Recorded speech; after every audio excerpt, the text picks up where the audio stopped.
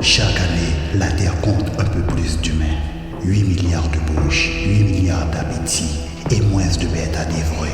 Au début, les économistes riaient, puis les chiffres ont cessé d'être drôles. Les élevages saturés, la terre étouffait. Alors, on a inventé la viande sans bête. Les laboratoires ont pris les relais jusqu'à ce que les machines aient faim. Et c'est là que les gens ont commencé à se questionner sur les disparitions de plus en plus fréquentes dans le monde.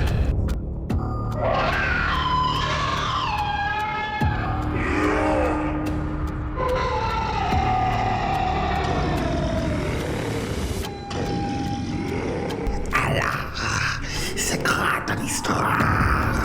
C'était une nuit d'automne, tout calme à Mongo. Je marchais dans le parc à la recherche d'âmes perdues.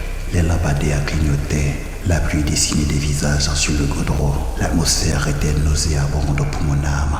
Trop d'amour, trop de joie, trop de jus. Je me suis assis sur un banc, cigarette à la main, essayant de chasser ces mauvaises images. Ceux qui promènent leurs chiens, ceux qui s'embrassent, ceux qui font semblant de ne pas voir les ombres derrière eux. Et c'est à ce moment qu'il s'est assis. Un jeune homme, trempé, pâle, le regard creux, une âme égarée, peut-être attirée par le vide que projetait la mienne. Après un moment de silence, il s'est mis à parler.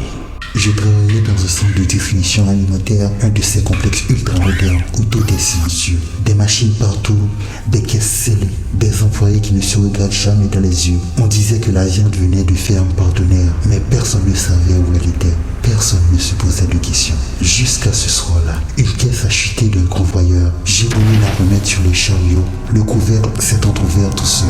Et là, j'ai vu une main propre, découpée net avec une étiquette. Protéines organiques, catégorie premium. Je me suis dit, non, ce n'est pas possible. C'est une blague, une erreur. Mais dans les journaux, les disparitions qui s'accumulaient, des familles entières effacées. On parlait de crise migratoire, de zones de quarantaine. Mais les complotistes, eux, ils parlaient de ferme humaine. Et c'est là, à ce moment, que je me suis dit, peut-être qu'ils avaient raison. J'ai voulu fuir, j'ai couru jusqu'au couloir principal.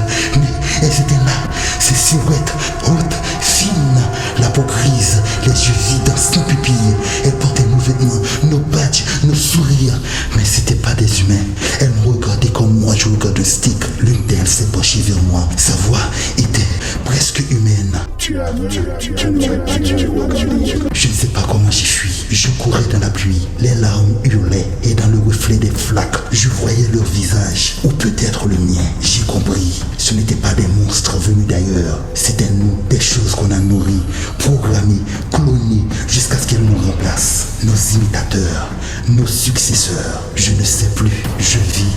Mais je ne vis plus. Je ne mange plus de viande. Je ne dors plus. Je n'ai plus de chez moi.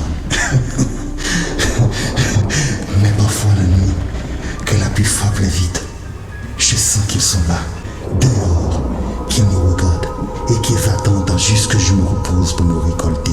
Ils disent qu'ils ne mangent pas la chair, ils mangent la peur, la conscience, le dernier souffle avant le silence.